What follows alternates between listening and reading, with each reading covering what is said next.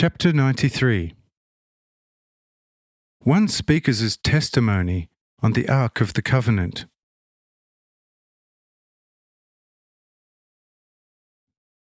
Say the speaker, not having lost his quite stoic composure for one moment during this fairly convincing lecture.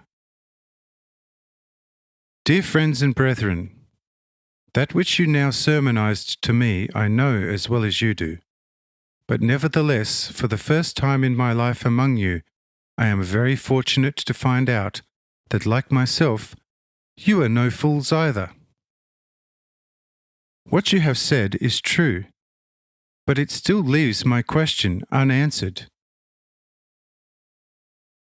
It is as you have spoken, as I quite clearly perceive, although I wanted, through my seeming refutations, to nudge you into opening your perpetually sealed lips.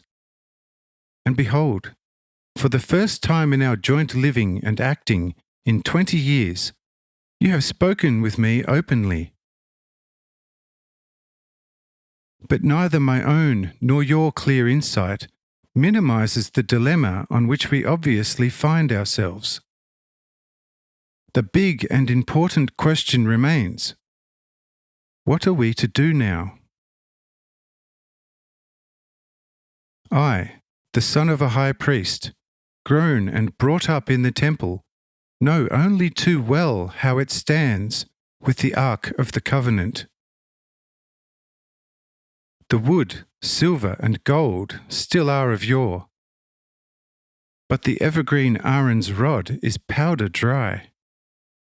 The commandment tablets are broken, whilst the manna consists only in the concept.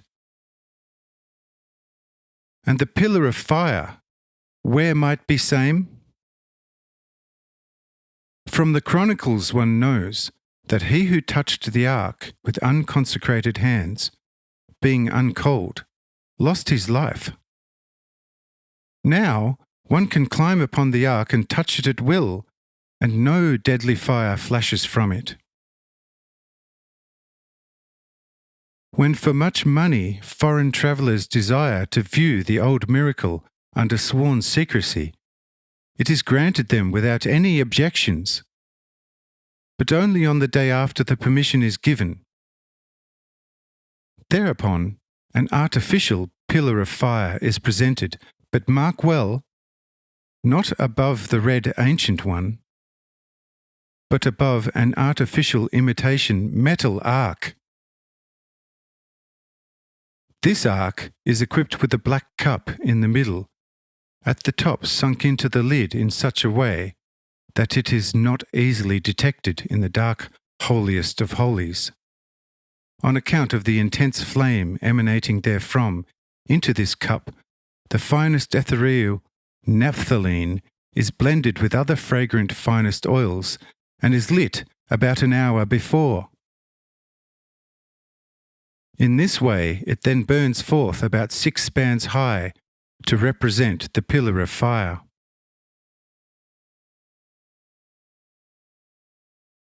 When the curious onlookers have stared at this beautiful pillar of fire with much contentment, and then wished to see the ark's interior, then under much ceremonial formality and void prayers, the upper lid with its continuing flame-throwing is gently lifted unto a golden rack.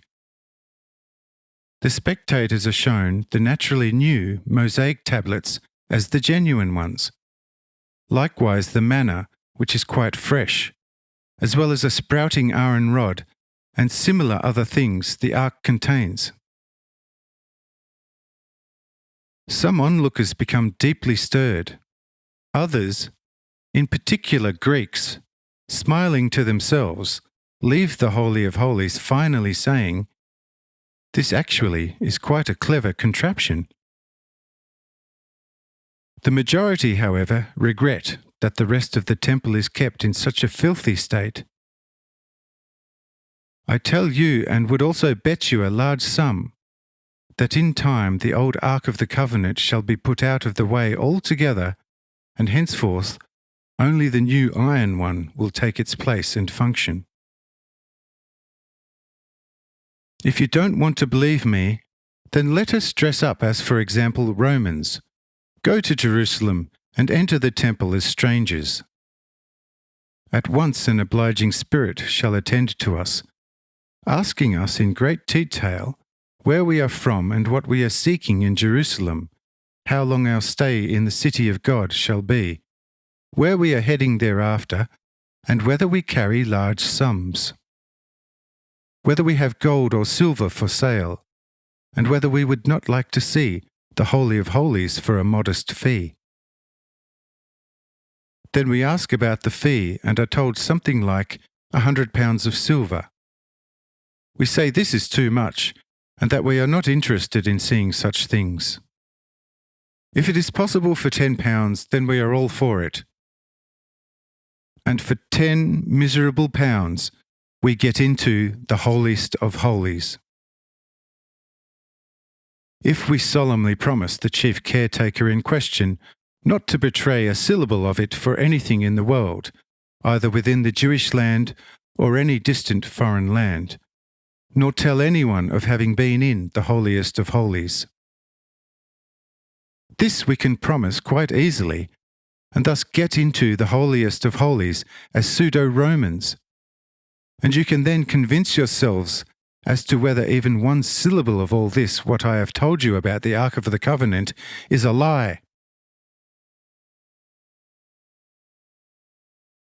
And, dear friends and brothers, if one as a human being, with a somewhat brighter intelligence, has seen with one's very own eyes such things in the holiest of holies, and where at such opportunities oneself has served as a shrewd and useful sidekick, surely for an honest person this will become forever a bitter thing, to become a shamefully paid deceiver and liar of the people.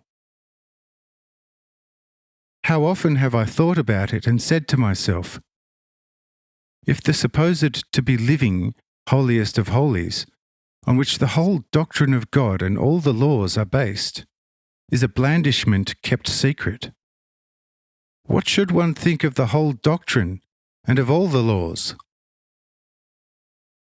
I have now spoken, now you can speak again. I am inclined to listen to you.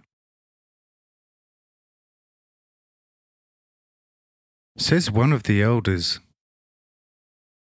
were you then allowed to give away such secrets? Weren't you asked to swear an oath of everlasting silence before you were released from the temple as an adept?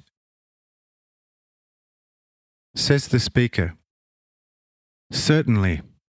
However, now I'm free not to keep this stupid oath, which can have any value for me any more, and to inform the whole world how it has been deceived.